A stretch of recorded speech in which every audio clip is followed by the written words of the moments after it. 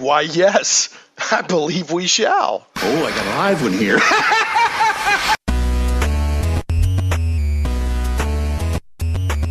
Live from Little Rock, it's Shane Plays Geek Talk, a journey into the things we love. I'm your host, Shane Stacks. Thanks so much for joining, whether you're listening on 101.1 FM, The Answer, out of the Little Rock, Central Arkansas area, or streaming simultaneously online at 101.1fmtheanswer.com, live on Saturday, October 6th at 1 p.m. Central, or if you're listening delayed by podcast or on Krypton Radio or on YouTube or any of the other many ways that the show goes out. I'm just so glad to have you. Got a great show today as always. This is just fun geek talk. That's what it is. Just fun. Loving to geek out.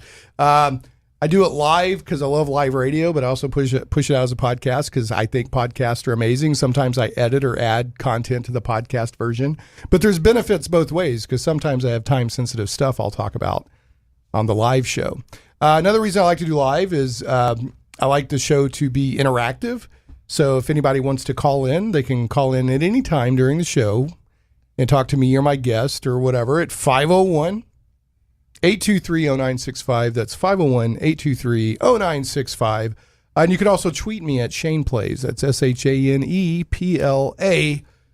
All right, so we'll get to some show notes and whatnot later. I want to remind folks that we're on an adjusted broadcast schedule through mid-November due to Ouachita Baptist football. In the past few years, I've gone over to a sister station, 99.5. This year, I decided I would just take those Saturdays because I've been doing this over 3 years. Every Saturday, either live or pre-recorded, occasionally rebroadcast, not often. So I thought I'd take a little bit of break and let my wife see me on a Saturday. She's happy with that. But I love doing this show.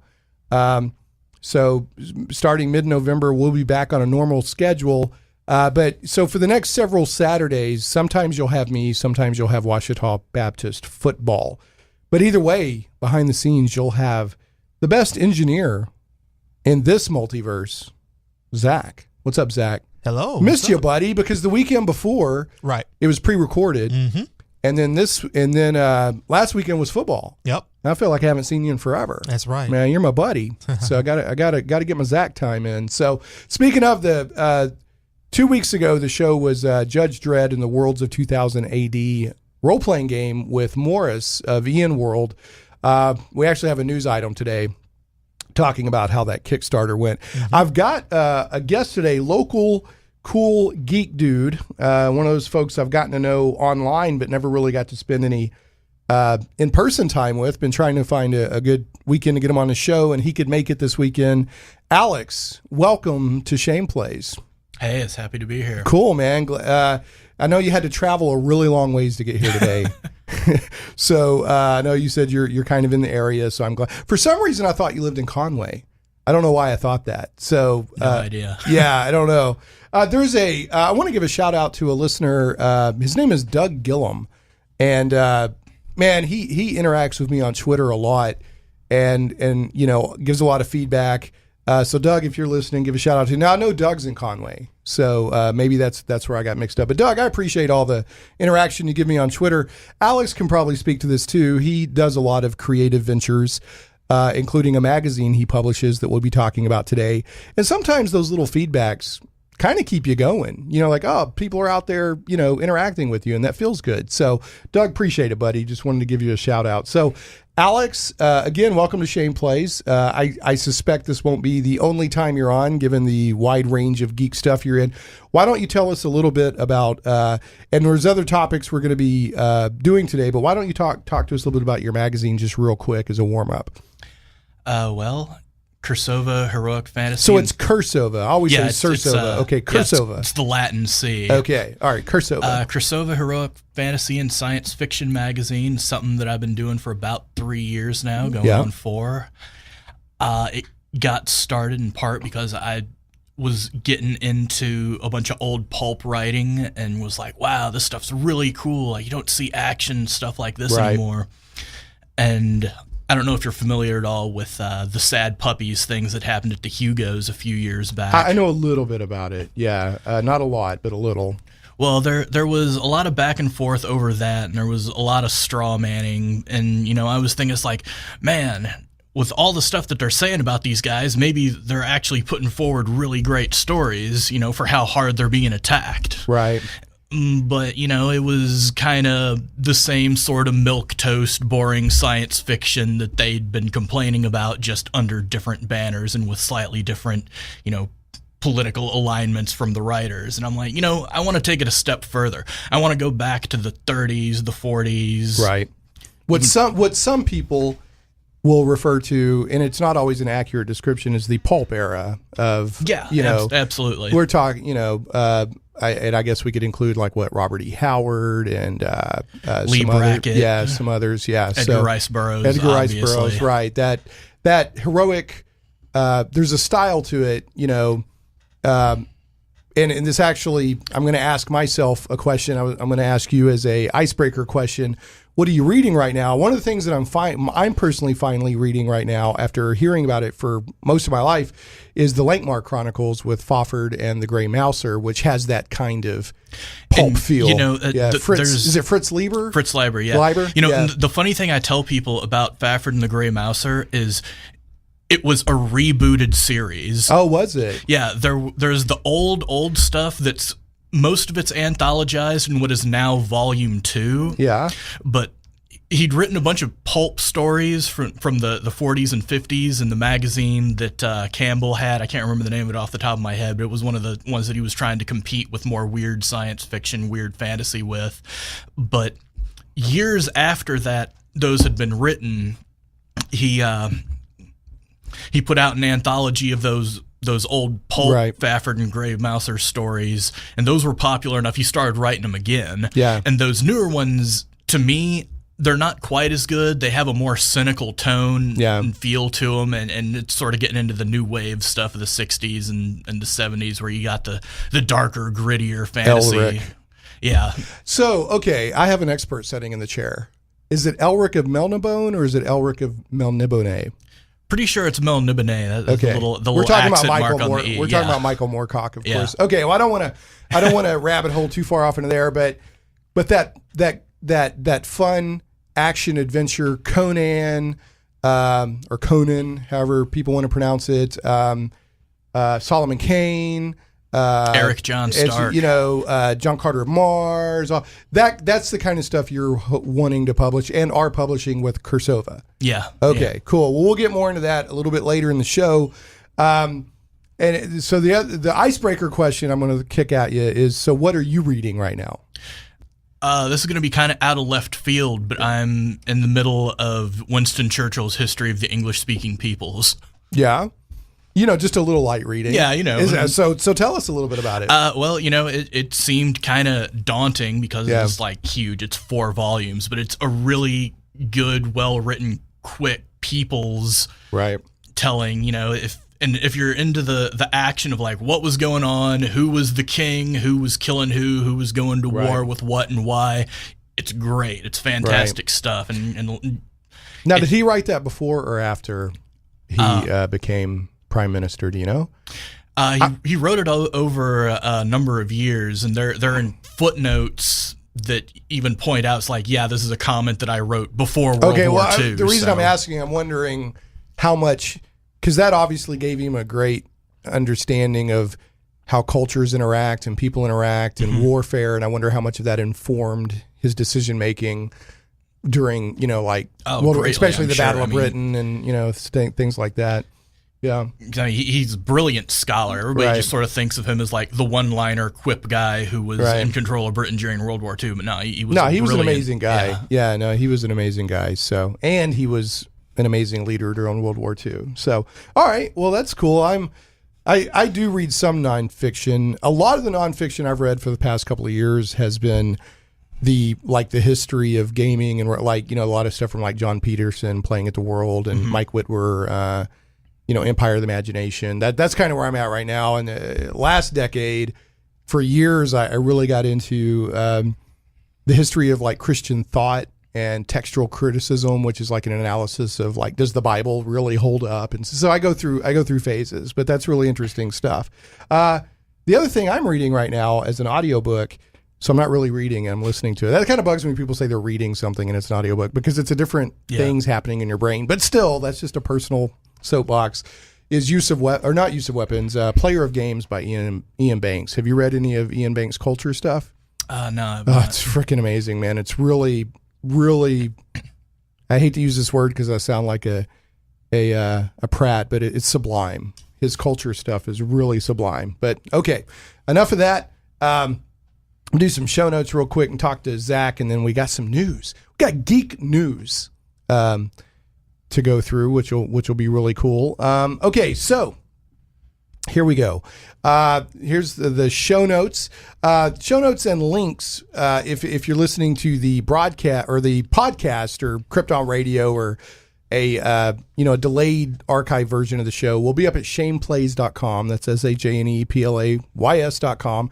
Remember, you can tweet me at shaneplays. That's ShanePlays. We already mentioned the last show that went out is Judge Dredd in the Worlds of 2000 AD RPG with Morris. The show does go out as a podcast on the blog at shaneplays.com, iTunes, Google Play Music, Stitcher, Podbean, SoundCloud, YouTube, and more. And Shane Plays, last but never least, is carried on Krypton Radio. Krypton Radio is sci-fi for your Wi-Fi. KryptonRadio.com. So, Alex, do you... I know you got your hands in a lot of cool little geek areas. I know you go on podcasts. Have you done any podcasting yourself? Have not done any podcasting myself. Have you been interested in doing anything like that? It's not really something I felt like I had time to do. Right. Well, that's cool. Count the cost before you jump in. I think a lot of people jump into podcasting or even radio shows on enthusiasm, and once the initial novelty wears off, they're like, what do I do? This is really work. What do I do? And then, they kind of just fade out. So, yeah. But I'm not down on people doing podcasts. I'm just saying even if you're doing it for fun, it's more work than people realize. I mean, I put a lot more work into this radio show than people probably realize, even though it's just an hour a week or whatever. So anyway, well, I have to say I respect your answer, but you seem like kind of a dynamic guy that's got your hands in a lot of things. So I'm actually kind of surprised that you've never tried to fire a Cirsova podcast up or something like that. So, well, it's an idea, but yeah. I mean, well, if you ever do, and you need a guest, somebody come on and flap their lips, because if I was born to do Zach. If I was born to do anything, was it flap my lips? I can flap my lips, baby. I'll talk to you. If there's nobody around, I'll talk to a salt shaker. I don't care. I will flap my lips. All right. So moving on, Zach. Now, Alex, are you aware of every show that we do, if I can, I have to banter with Zach. Because if I don't, then Sal, the head of my news team, his grandmother and her dog Muffin get upset. So I've got to banter away. Yeah, I've got it, and you're welcome to jump in on this banter, sir, if you would like to. Zach, first of all, it's been a couple of weeks since I've seen you. I've missed the heck out of you, buddy. Yeah, me too. Now, the Mobley Detective Agency sent me another update, and as suspected, your lack of remorse at being on the radio every week to give Sal's grandmother and her dog Muffin their banter. It seems he can't put it's almost like when the CIA is monitoring a group of concern. Yeah. And they can't put their finger on it, but the tone of the chatter changes. Right. And so that's kind of what he's like, something's up. So I'm just saying, my name hasn't come up. So I'm just saying, man. I'm just saying there was something about, I think the last time you said you wanted them to be nicer to me, and then also that you didn't really care if you. So I'm just looking out for you, partner. I didn't say I wouldn't care. I mean, I'm just okay. Well, see, here's a chance to backpedal. I mean, clarify what you said. All right. Anyway, so here we go. As always, we appreciate the diligent efforts of the Mobley Detective Agency keeping us aware. Now, here's the banter topic for today, and feel free to jump in on this, Alex. All right. Now, I know you think I'm going to ask you about Venom. Actually, you didn't? Okay, no. But I'm not. Okay. Because that's the easy one. All right. Everybody, Venom came out. Everybody, okay, Venom, good. There's a Venom movie. I'm happy about that. I'll catch it sooner or later. Yeah. What about Alex? Are you into the superhero movies? Are you going to go see I'm Venom? a DC guy. I'm sorry. Yeah. No, I like the DC. I think that I would like to see them do a better job. I would like them tone. to make movies that aren't terrible. Right. Yeah, the tone. Well, I don't even think they're bad movies. It's the tone is all wrong, in my opinion. Yeah. Well, they keep trying to recapture Nolan's Batman. And Nolan's Batman was great, but it only works for Nolan's Batman. Right. You can only do that hyper-realistic superhero movie setting in a setting where there's only one superhero and he doesn't have superpowers. Right. Yeah. No, I'm with you. I mean, Nolan's Batman trilogy is not just a good superhero trilogy. It's an amazing piece of filmmaking. Mm-hmm. I mean, it's amazing. Yep. It's like, what if we made Heat, but there was a clown in it? Yeah. It's a fantastic movie. But the Justice League. See, here's my thing, and I'm not going to rabbit hole here too bad because we got a lot of stuff to talk about today. My thing with Snyder's take, I would have been fine with it if it was presented as like an Elseworlds kind of thing. But as the mainstream DC universe, no, I don't like the tone. That doesn't mean there wasn't stuff about the movies that I didn't like, but the tone's all wrong. And they finally got the tone right, in my opinion, in the mid-credit scene for Justice League when Superman and Flash are going to race. They finally hit the right tone, in my opinion. They finally hit it right then. That's the credits 4 movies in. Yeah, exactly, right? Well, 5 movies in. That was Joss Whedon, though. That was straight up Joss Whedon. I would be surprised if that was Zack. But anyway, okay, Zack Snyder. Got to get off of that. Zack, I got to ask you, what did you think of the newest Into the Spider-Verse trailer? I'm more excited about that than Venom. I haven't seen it yet. What? I haven't seen it yet. What? Okay. I want you to watch it during the show. Mm-hmm. And I want you, before the end of the show, I want you to tell me what you think. Okay. It's a new one. It's like 2 minutes. Have you seen it? Have you seen the new Into the Spider-Verse trailer? Okay. Well, it's an animated movie coming out in December. Yep. Mm-hmm. And actually, yeah, I have. Yeah, seen that. And it's it's got Peter Parker, Miles Morales, Spider-Ham, Spider-Gwen, Spider-Man Noir, all that, and it looks really good. I'm out of everything coming out over the next few months, I'm probably the most excited about that.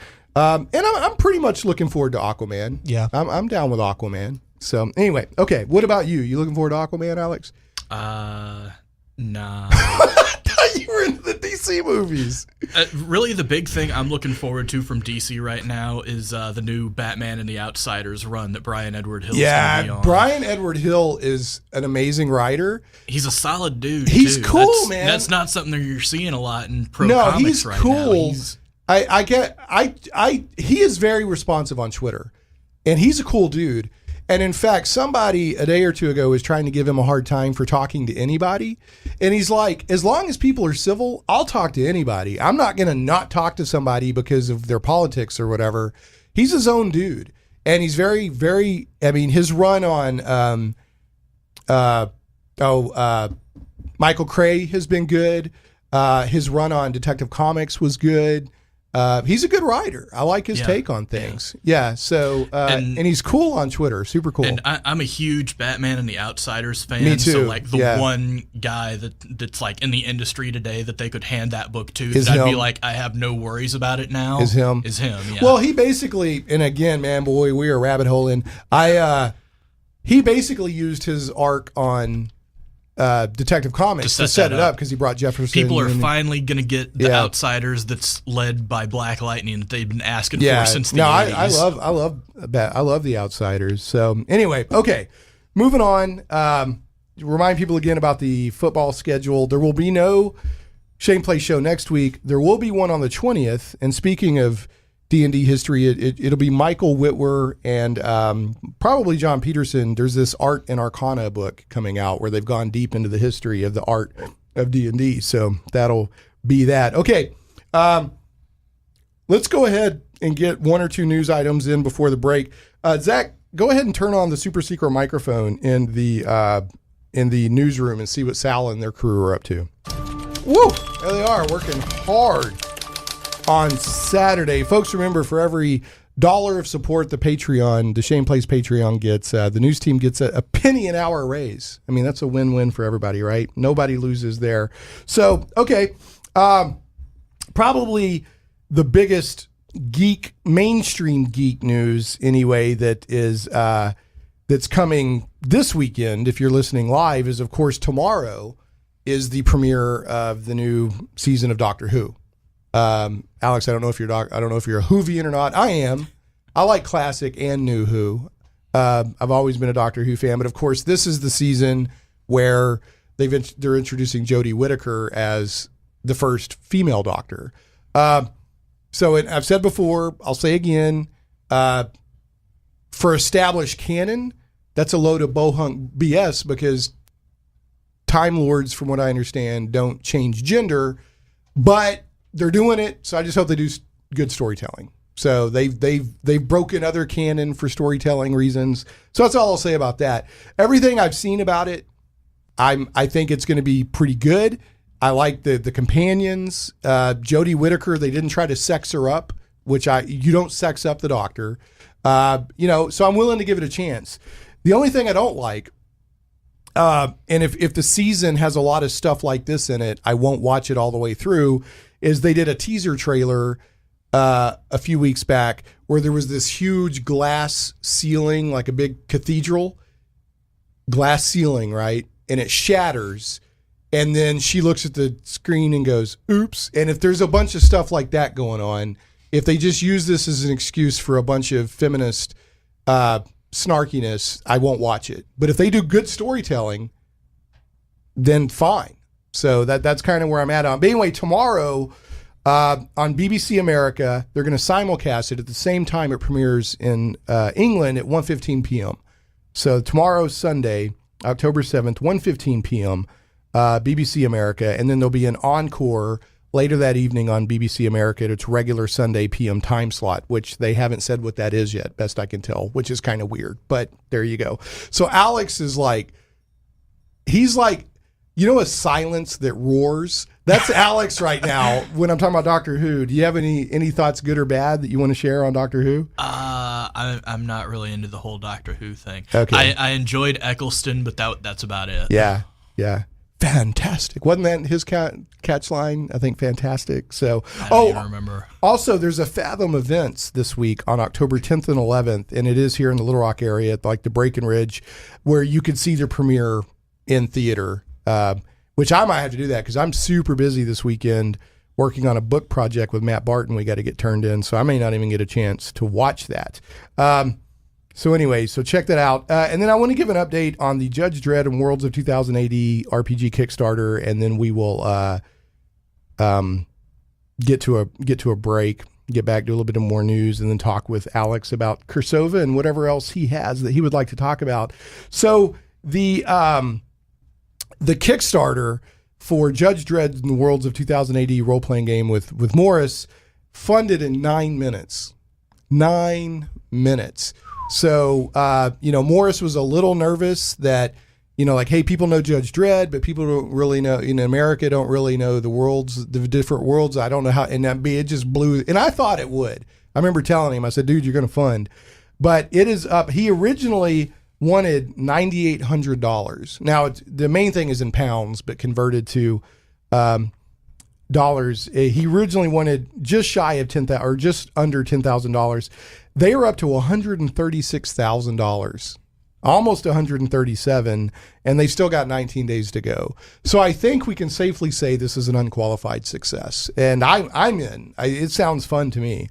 I want to check it out. And along with that, when they hit 100,000 pounds, I believe it was, they released a free quick start rule. So there'll be a link on the show notes, or just go to DriveThruRPG and look for Judge Dredd RPG. There's a quick start rules out there now. It's actually like 40 pages long, and it has an adventure, and it has pre-gen characters and stuff like that. So if people are curious to check out the game before they pledge, or they just want to run a one shot, I like to run one shots at cons and stuff like that. I play D&D every week. Shout out to my D&D group. We finished Out of the Abyss campaign after over 2 years. That was crazy. It was a lot of fun. 2 players went down. Demogorgon is no joke. That's what I'm going to say. All right. Well, okay, Alex, you dig this. One of the players went down because they thought it would be a good idea to try to attune to the Wand of Orcus. Okay? And they were, do you know Whelm, Wave, and Black Razor, those famous legendary weapons from D&D? Honestly, They were from no. White Plume Mountain. Yeah. Well, anyway, she had one. The character was carrying Wave, tried to attune with the Wand of Orcus, died by the rules, by the saving throw and all that, and then I had Wave detonate. So that was kind of cool. Cool. Yeah. And the player actually thought that was kind of cool. So anyway, all right. So that's a little bit of news here. When we get back, we may have a little bit more news depending on how much time I think we have. I want to make sure that Alex can tell us about Cirsova and other cool stuff that he may have to discuss.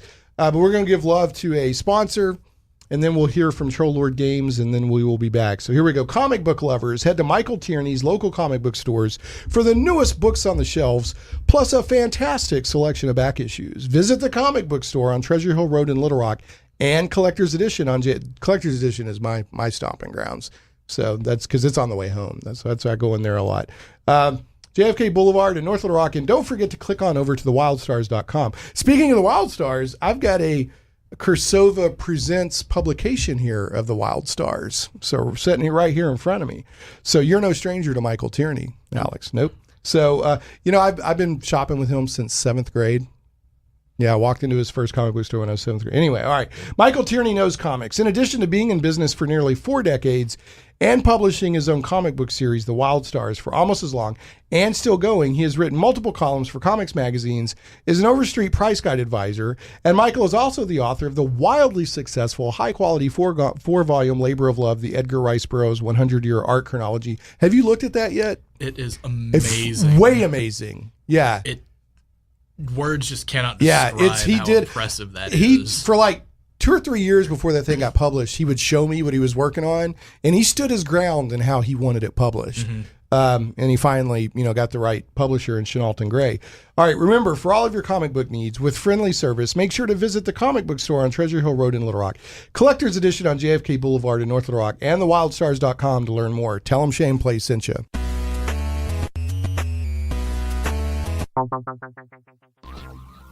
Comic book lovers, visit thewildstars.com today. From the mind of author and comic book industry expert Michael Tierney, it's not just a comic book, it's a comic book novel. The Wild Stars is sci-fi and so much more. Learn the explanations behind UFOs and space gods. This isn't the Twilight Zone. This is the region of the Milky Way galaxy known as the Wild Stars. We guarantee you've never read anything like it. The complete comic book novel took 20 years to tell, with one reviewer noting, the story of the Wild Stars stretches ambitiously across space and time, from small-town murders to the destruction of planets, with every event given multiple layers of meaning. If you haven't read The Wild Stars, you're missing out. Visit thewildstars.com today. The die is cast. Plunge into worlds of fantastic adventure where dragons lie and the undead stalk the shades of your mind's imagines. Where creatures of legend plunder wealth through the horror of their passage. Monsters grim and foul hold the ecstasy of gold and the renown of glory. All this and more awaits you and your friends in the unlimited, fantastic world of the Castles and Crusades role-playing game from Troll Lord Games. Visit your friendly local game store or trolllord.com to get your copy today. A rules-light, adaptable game that has stood the test of time. 12 years in constant publication with no new additions. Castles and Crusades is the original, easy-to-play attribute check system. Join us and unleash your imagination. Visit your friendly local game store or trolllord.com to get your copy of Castles and Crusades today. Shane Plays Radio is blessed to have sponsors, and we appreciate them very much. However, did you know that you can also support the show as an individual for as little as $1 an episode? Simply go to patreon.com/ShanePlays. Hey, welcome back to Shane Plays Geek Talk, a journey into the things we love. I'm your host, Shane Stacks. The phone number, if anybody wants to call in, is 501-823-0965. You can also tweet me at Shane Plays. That's ShanePlays. I'm joined by Alex, who is the publisher of Cirsova Magazine, among other many geeky things. We've got a couple of news items we're going through here, and then we're going to talk more about Cirsova and anything else that Alex would like to bring up. So let's hit that newsroom microphone again there real quick. Zach, whoop, there they go. Man, they're working so hard in there. I love that Sal still uses a typewriter. That just makes me happy. Makes me happy. He's got a fedora and he chomps on a cigar. Anyway, all right. So the next news item here, I think caught a lot of people by surprise. Caught me by surprise. And I don't know if it's going to make me go sign up because I'm really resistant to all these streaming services at the moment. But Star Wars has announced the first or one of their live streaming shows that'll be available through, I guess, the Disney streaming service, whatever it is. The Mandalorian. Did you see anything about this, Alex? No. So they're doing a live action Star Wars show, and it's not Boba Fett. It's not Jango Fett. It's not. I know there's a couple of other Mandalorians established in the Star Wars universe. It's not one of them, evidently. It's just some guy. It's just, it'll probably have like kind of a Western feel. You know, if you think about it, a lot of Star Wars is a Western. Like a Solo, I just rewatched Solo. Solo is basically a Western, you know, and I enjoyed Solo. I'm not saying it's the best movie ever made, but it's better than the word of mouth it got, in my opinion. So, anyway, so what's your current take on Star Wars there, Alex? Are you meh? Are you a Star Wars fan? Where are you at? I'm enough of a Star Wars fan that I enjoy trolling about Star Wars. Okay, that's fair enough. Let's put it that way. Well, I've said that, you know, part of being a geek, whether we admit it or not, is we enjoy kvetching, right? Yeah. Geek kvetching is part of being a geek. Yeah, like for me, my big thing is my fan theory on how Star Wars is actually the saga of Obi-Wan Kenobi's jealousy and quest for revenge against the Skywalker family. Oh, wow.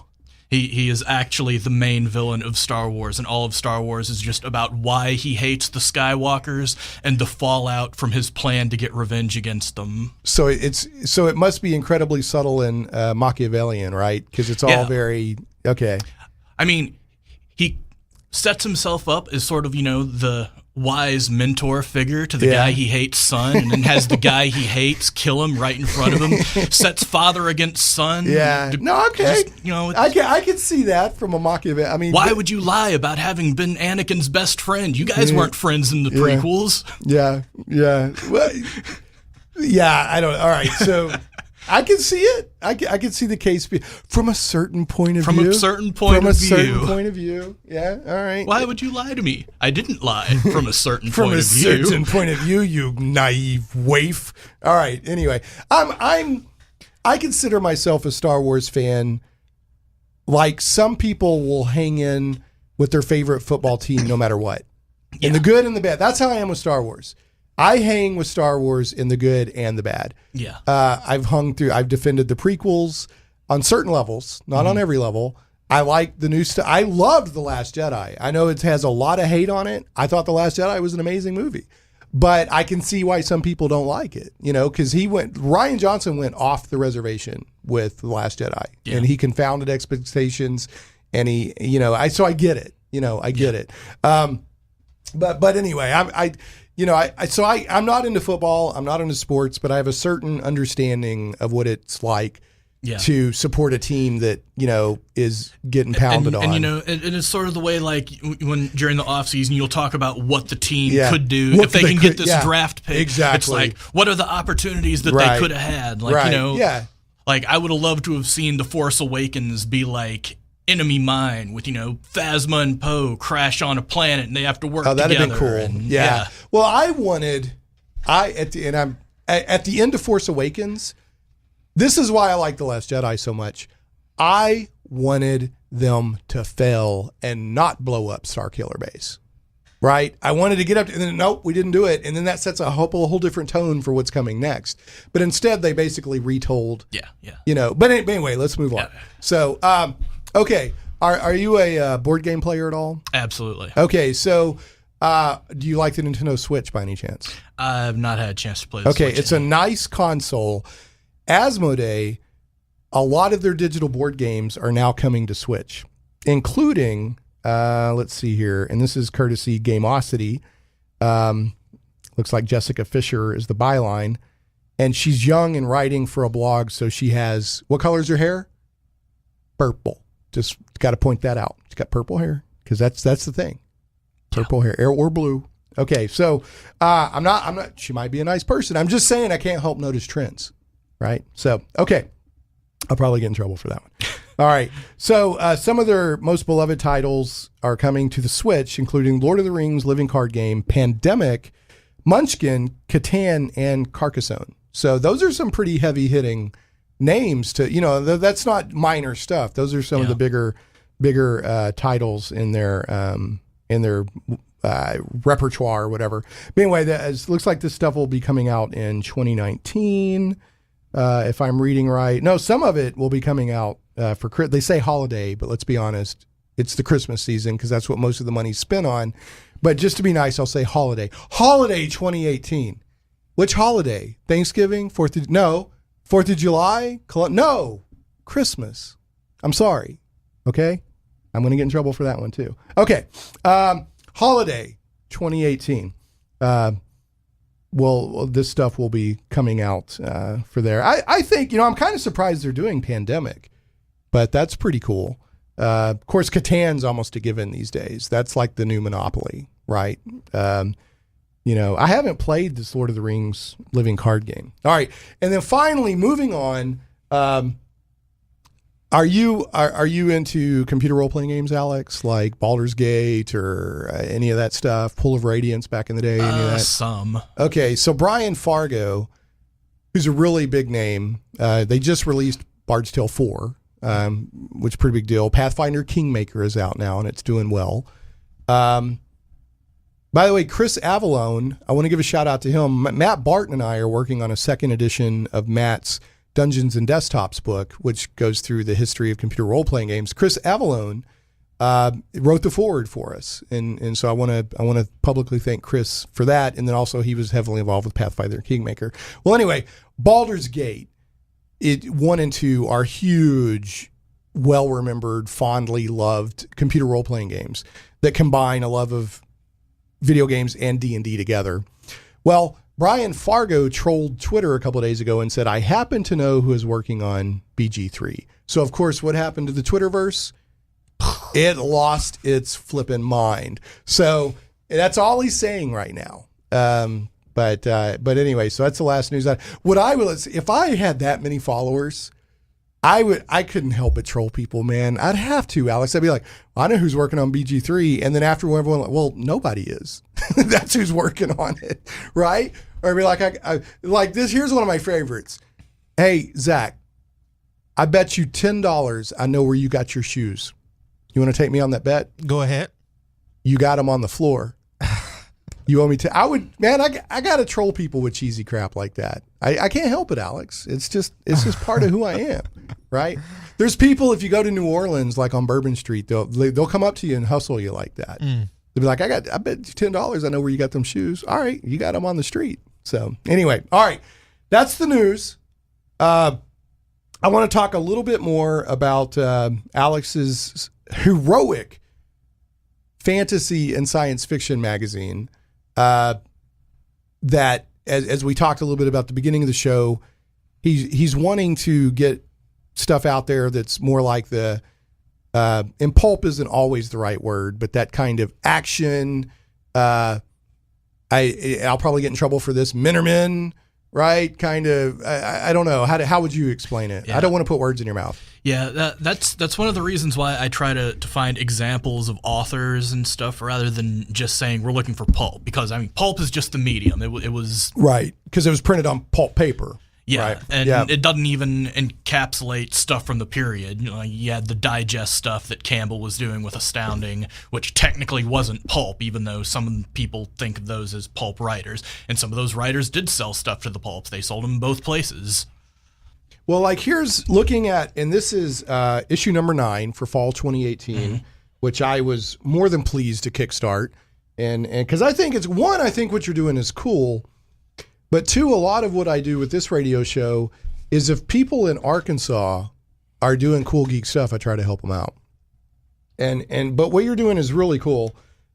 Here's the some of the contents of Volume 1, Issue number 9, Fall 2018.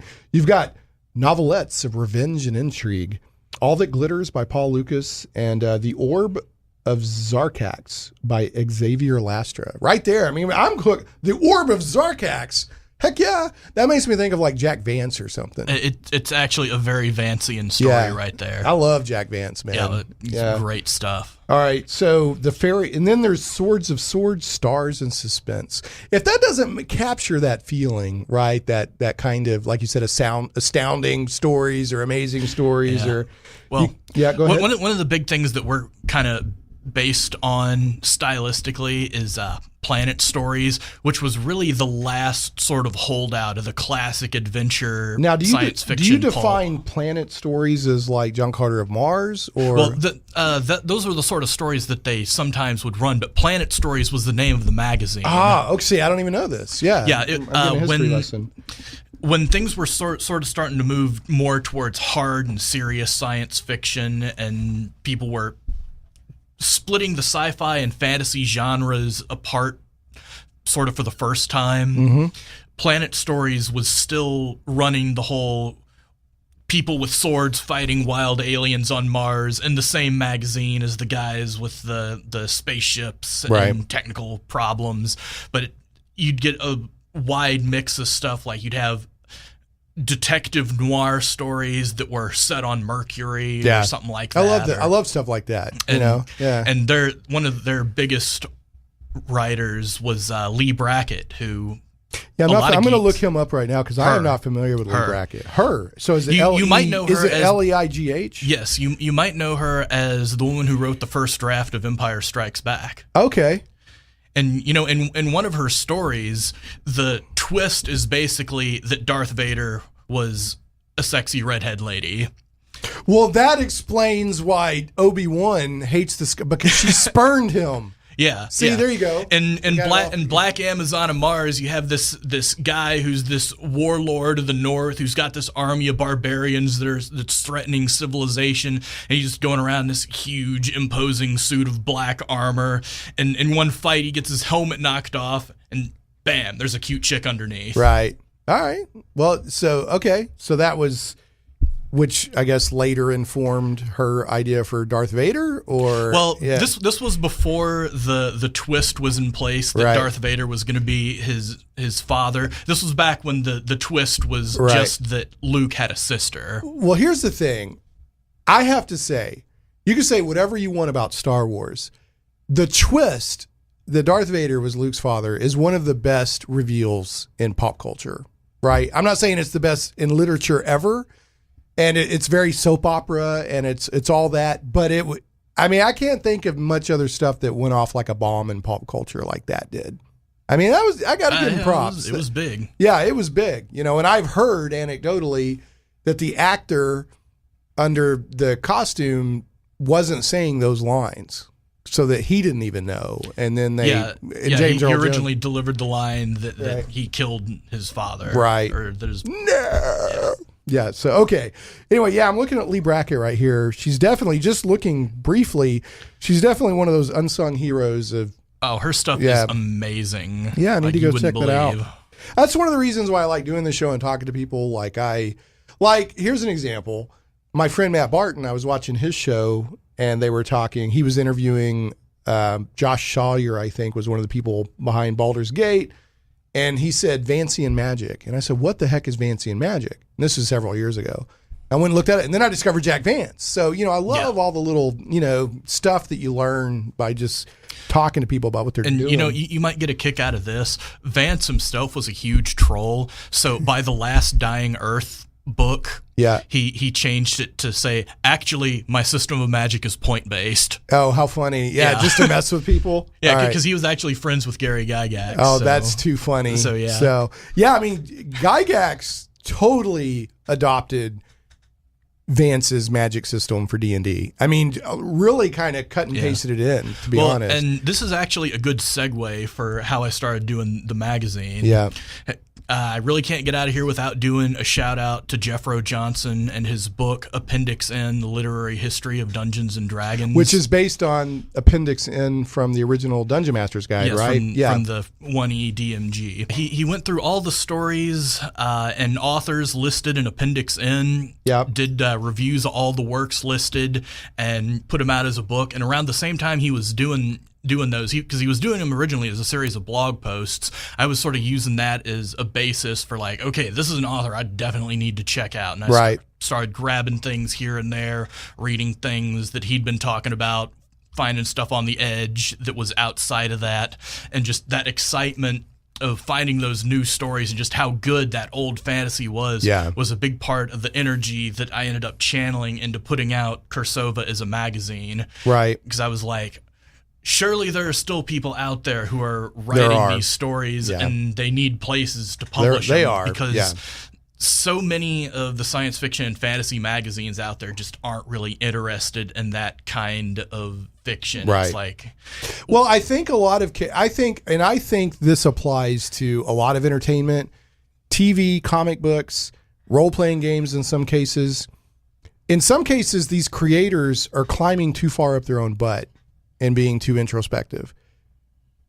And this is the way, in computer role-playing games, this has been doing that a lot. And let me explain what I mean. I don't mind a really deep story and deep characters and a game that every little thing I do has massive consequences and all that. I don't mind that. But sometimes I just want to hack and slash, let's just have some fun, right? The analogy I make is sometimes I'm in the mood for like the best steak, this incredibly 8-course entree meal, Sometimes, man, I want to go to McDonald's and I want to get a Big Mac and I want to get a milkshake and I just want to, you know what I'm saying? So I'm not saying that this type of fiction is of lesser quality. It's a different tone and a different approach. Sometimes I just want to sit back and watch Conan use his sword to take out all the bad guys without a lot of introspection as to the consequences and what it all means. Does that make sense? Yeah, I mean, sure.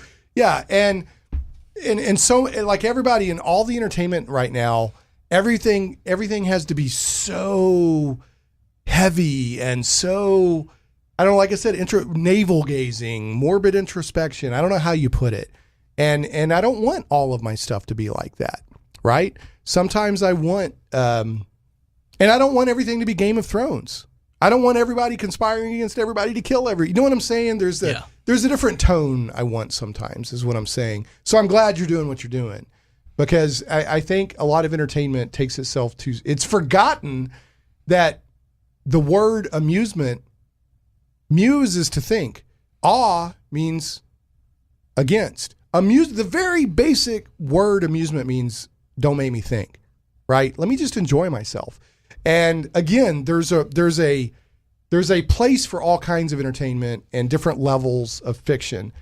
But sometimes I just want a good hack and slash sword and sorcery or a Jack Vance or whatever. So, and I definitely do not mean that to be derogatory against any type of fiction. So I hope nobody's taking it that way. I feel like I'm not explaining what I mean the best. Let me throw out some love to Game Goblins and then we'll get back talking a little bit more about Cirsova.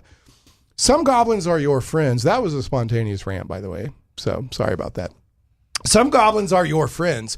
Game Goblins is Central Arkansas's premier retailer of Magic the Gathering, Warhammer 40K, board games, card games, RPGs, miniatures, and hobby accessories. Call Game Goblins at 501-224-GAME or visit them online at gamegoblins.com. Conveniently located at 1121 South Bowman, right on the corner of Bowman and Canis in West Little Rock, and staffed by friendly employees, I heartily recommend Game Goblins for all your gaming needs. Make sure to check out their customer loyalty program that rewards you based on your actual purchases. Game Goblins earns your business and keeps it. First-time customers mention Shane Plays and receive $10 off your purchase of $50 or more. Tell them Shane Plays sent you. Okay, and that's it. That's it for the breaks and sponsors and stuff.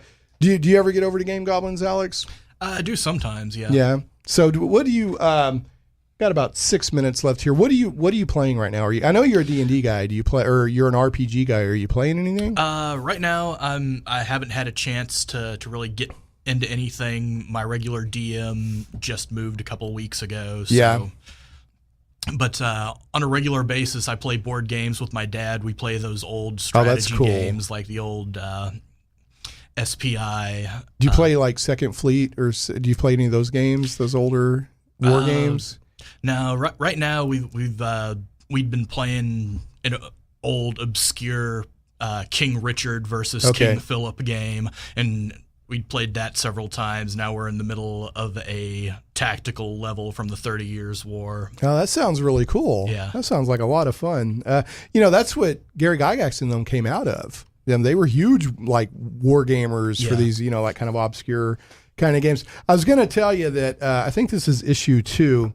One of the things that caught my attention, because honestly, I'm pretty sure I bought this to support Michael Tierney because he had a story in here. So I bought it, and I was like, oh, this is cool. And I was looking through it, and I was like, oh, I like what this guy's doing here.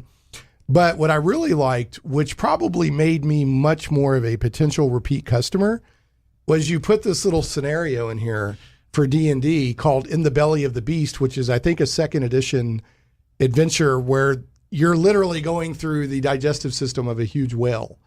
And that really caught my attention. It's probably BX, but... yeah.